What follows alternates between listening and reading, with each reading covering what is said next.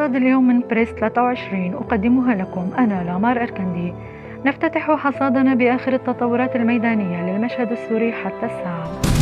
نفت وزارة الدفاع الألمانية اليوم الأربعاء وصول مقاتلين ألمان إلى منطقة منبج بريف مدينة حلب بهدف ربط وتنسيق العمليات العسكرية بين طائرات التحالف وقوات سوريا الديمقراطية قسد في حملتها لطرد مقاتلي تنظيم الدولة الإسلامية داعش. وأدانت الخارجية السورية تواجد القوات الخاصة الألمانية والفرنسية على أراضيها ووصفتها بالعدوان الصريح والغير مبرر على سيادتها واستقلالها. ونقلت وكالة رويترز للأنباء عن الخارجية الألمانية وصفها للإدانة بأنها اتهام خاطئ ومزاعم متكررة صادرة عن حكومة دمشق. صارت اشتباكات عنيفة بين قوات سوريا الديمقراطية قسد وتنظيم الدولة الإسلامية داعش على أطراف بلدة واقعة جنوب مدينة مارع بريف حلب. وكثف الطيران الحربي غاراته الجوية على منطقة الملاح مصحوبة بقصف مدفعي وصاروخي عنيف جدا في محاولة مستمرة من قوات النظام السوري السيطرة على المنطقة.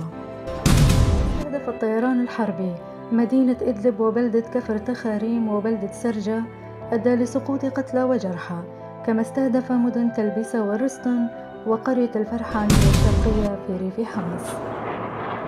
وألقت المروحيات التابعة لقوات النظام السوري براميلا متفجرة على مدينة الحارة وبلدة زمرين.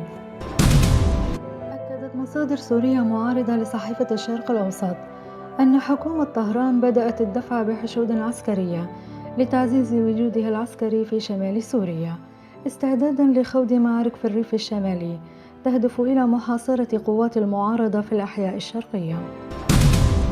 وقالت المصادر أن الدفعة الأولى من الحشود العسكرية تتضمن نحو 700 مقاتل وخبير إيراني، ودفعات جديدة من المقاتلين ستصل إلى منطقة العمليات تدريجيا ليرتفع عدد المقاتلين الإيرانيين في حلب بما يساعد في تحقيق تقدم عسكري في المنطقة.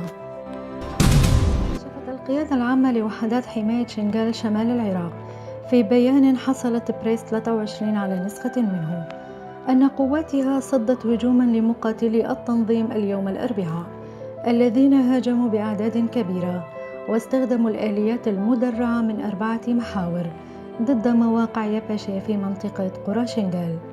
أسفرت بحسب المعلومات الأولية عن مقتل 10 من مقاتلي التنظيم وإصابة 8 آخرون.